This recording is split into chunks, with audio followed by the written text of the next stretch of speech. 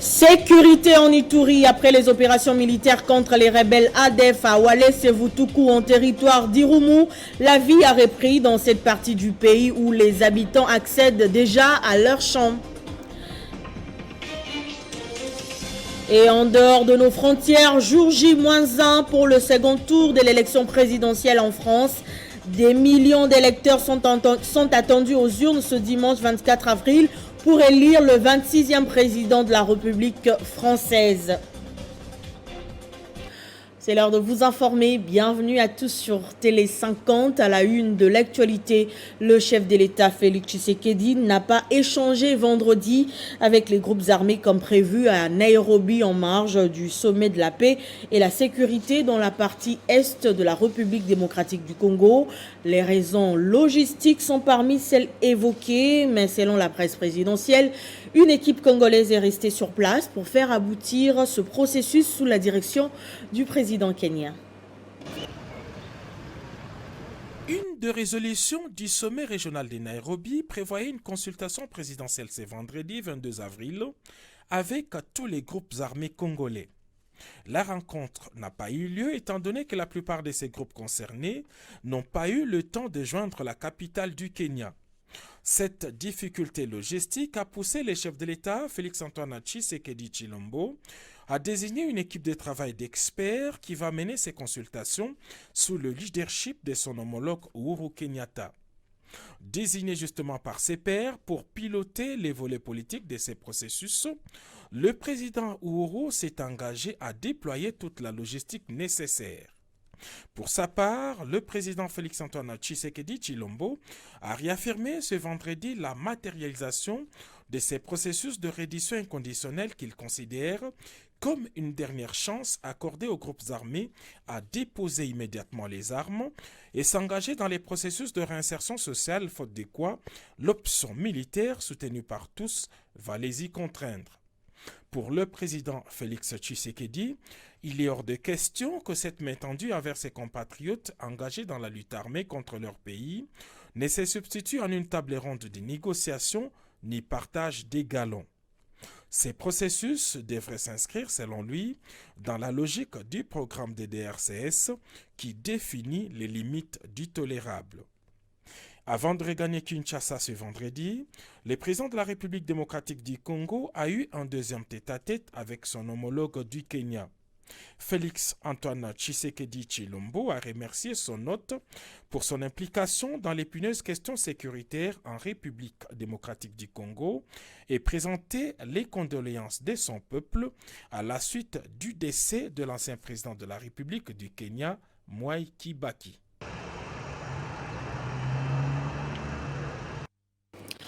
Dans l'actualité également, poursuite ce samedi à Lubumbashi des travaux de la conférence interprovinciale des espaces Grand Katanga et Grand Kasaï. C'est le Premier ministre Samalou Kondé qui a donné le go vendredi de ses assises de 3 jours.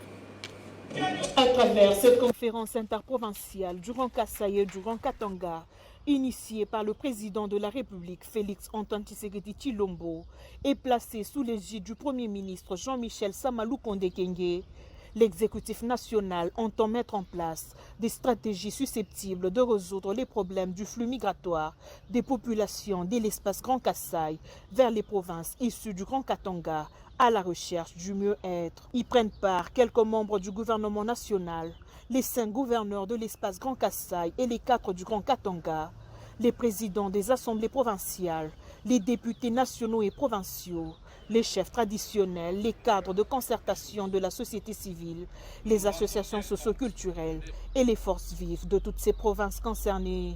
Le gouverneur hôte de ces assises, Jacques Yaboula Katoué, a rendu un vibrant hommage au chef de l'État, Félix-Antoine Tshisekedi Tshilombo, garant de l'unité nationale, avant de donner le bien fondé. Le but consiste à examiner le phénomène de l'exode rural du Grand Kasaï vers le Katanga. Identifier les causes, définir les conséquences de part et d'autre, poser les actions des solutions en déterminant également les moyens de résolution des préoccupations qui résultent de cet exode. Dans son mot d'ouverture, le Premier ministre Jean-Michel Samalou Kondé Kyenge a demandé à l'assistance de soutenir le programme de développement à la base de 145 territoires initié par le chef de l'État et a demandé à l'assistance de ne pas instrumentaliser la migration interne à des fins politiciennes. C'était avant d'annoncer l'arrivée prochaine du président de la République à Lubumbashi pour la clôture de cette conférence. J'annonce ici son arrivée prochaine dans la ville de Lubumbashi pour recevoir vos différentes recommandations et pistes d'orientation. Et il aura à cette occasion l'occasion de clôturer personnellement ces assises. Suivra l'argumentaire lu par le directeur de cabinet adjoint du gouverneur, le professeur Christian Kunda, qui est revenu sur les objectifs poursuivis par ces travaux qui vont se poursuivre jusqu'au 29 avril prochain par la lecture en plénière du rapport final des 4 commissions qui seront mises en place. Et puis la RDC va bientôt produire des batteries électriques. Le ministre national de l'Industrie, Julien Paluku, a lancé vendredi à Lubumbashi, dans le Haut-Katanga, le Centre africain d'excellence pour les batteries électriques. Les différents partenaires ont signé le document portant création du Centre africain d'excellence pour les batteries électriques en République démocratique du Congo. C'est une première au Congo démocratique qui va, grâce à ce projet, transformer ses propres matières premières sur place et exporter du produit fini, et ce, grâce à cette vision du président de la République, Félix Antoine Tshisekedi Tshilombo, qui vient ainsi de matérialiser une recommandation du DRC Africa Business Forum tenu à Kinshasa. Le gouverneur du Haut-Katanga, Jacques Aboula Katoué, a exprimé sa joie de voir sa province, la terre du cuivre, accueillir ce projet. Après un retour du Congo dans le concert des nations, sous l'impulsion de son Excellence, Monsieur le Président de la République, chef de l'État, Félix Antoine Tshisekedi Tshilombo, l'affirmation du Congo en tant que pays solution à la crise climatique, nous voici dans cette dernière ligne droite. Parler de la RDC pays solution à la crise climatique, justement, c'est aussi parler des technologies de la transition énergétique. Il faut au monde des énergies à faible émission de gaz à effet de serre. D'autres intervenants, comme les ministres nationaux des Mines Antoine Nzamba, de l'enseignement supérieur Mouindo Zangui, de la recherche scientifique José Mpanda, ou encore les responsables des universités de Lubumbashi, d'Allemagne ou de la Zambie, ont tous salué le leadership du chef de l'État Félix Antoine Tshisekedi Tshilombo, qui va permettre bientôt à un pays africain, en l'occurrence la République démocratique du Congo, de produire des batteries électriques qu'elle pourra exporter dans le monde où le besoin de recourir aux énergies vertes est sans cesse croissant. Pour le patron de l'industrie en RDC, Julien Paluku, il est temps pour la République démocratique du Congo de transformer ses matières brutes, vision du premier des RD congolais, Félix Antoine Tshisekedi Tshilombo. Le chef de l'État, à travers son leadership, a convaincu tous les chefs d'État africains, à travers le DRC Africa Business Forum, que nous pouvons, à partir de l'Afrique centrale, lancer finalement la production des précurseurs des batteries électriques et demain des voitures électriques ici en République démocratique du Congo. Signalons que le choix du Haut-Katanga pour abriter ce projet a été dicté notamment par les 18 laboratoires de pointe dont dispose l'université de Lubumbashi et qui répondent aux conditions de possibilité de la matérialisation du dit projet. Parlons sécurité à présent. Après les opérations militaires contre les rebelles ADF à Walese-Vukutu en territoire d'Irumu en Ituri, nous apprenons justement des sources militaires que la vie a repris dans cette partie du pays où les habitants accèdent déjà à leurs champs. La traque des ADF au sud d'Irumu passe à une vitesse supérieure. Moyo, l'un des derniers bastions de ces terroristes et leurs alliés, dans la chefferie de Walese-Vukutu, désormais récupéré par les forces loyalistes après d'intenses bombardements le lundi 18 avril dernier, avec l'appui de la MONUSCO. Cette opération a ouvert la voie aux agriculteurs de la région, leur permettant d'accéder à leurs champs, jadis inaccessibles. 2 femmes paysannes salient les actions de l'armée.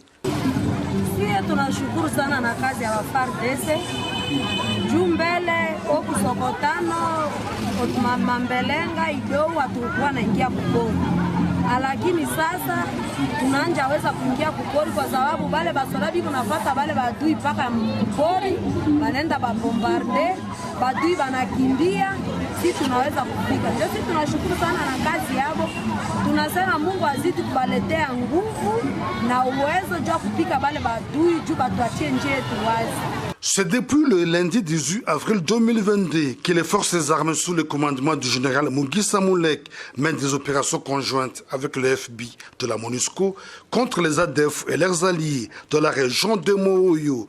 Des opérations qui font suite à la promesse faite par le gouverneur militaire de l'Ituri, le lieutenant général Luboyanka Johnny, lors d'un meeting tenu à Commanda Centre il y a quelques mois, comme qui dirait, chose promise, chose faite. Quoi qu'il en coûte, l'armée est déterminée à restaurer la paix dans cette période de l'état de siège. Amélioration des conditions de vie des fonctionnaires de l'État, une assemblée générale intersyndicale et administration publique a été organisée vendredi 22 avril. Objectif, évaluer le protocole d'accord signé en novembre 2021. Pour les syndicalistes, le gouvernement a franchi un pas, mais il reste encore une autre étape pour aboutir à l'effectivité des accords conclus. Devant plusieurs délégués syndicaux membres de l'administration publique apparentés à cette assemblée, Fidel Kiangi, président intersyndical de l'administration publique, a tout d'abord félicité les gouvernements pour ces gestes posés en faveur des fonctionnaires de l'État. À quelle hauteur c'est fixe? La réponse du gouvernement, le président de l'INAP répond. Nous avons constaté que le gouvernement de la République a tenu sa parole, à respecter l'accord que nous avons signé. Il a commencé par rabattre l'IPR de 15 à 3%. Le gouvernement a mécanisé 22 800 agents. Le gouvernement a accepté d'améliorer les salaires des agents et fonctionnaires, bien que ce n'est pas à la hauteur convenue. À Bibois, nous avons convenu que le salaire de base de l'huissier devra passer de 165 000 à 240 000. Quelle est la motivation de ces syndicalistes à croire cette fois-ci que l'État va respecter ses engagements pour les derniers paquets prévus au 3e trimestre prochain de l'année en cours? Nous avons signé un avenant avec le gouvernement qui a accepté de compléter les montants manquants au mois de juillet, soit au 3e trimestre.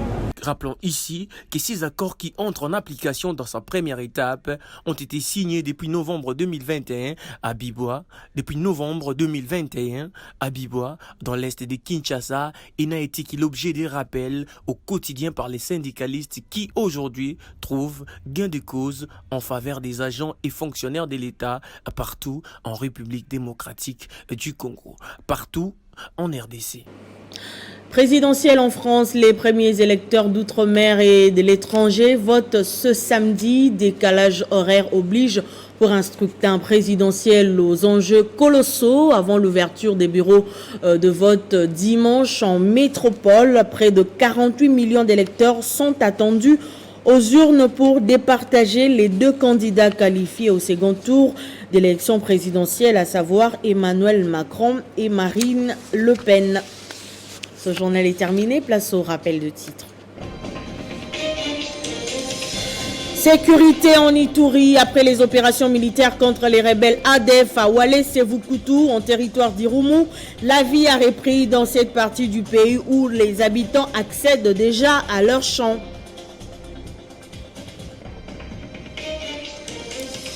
En France, jour J-1 pour le second tour de l'élection présidentielle. Des millions d'électeurs sont attendus aux urnes ce dimanche 24 avril pour élire le 26e président de la République française. Merci de rester fidèle au programme de Télé 50. L'info est en continu sur la bande défilante et sur Radio 50.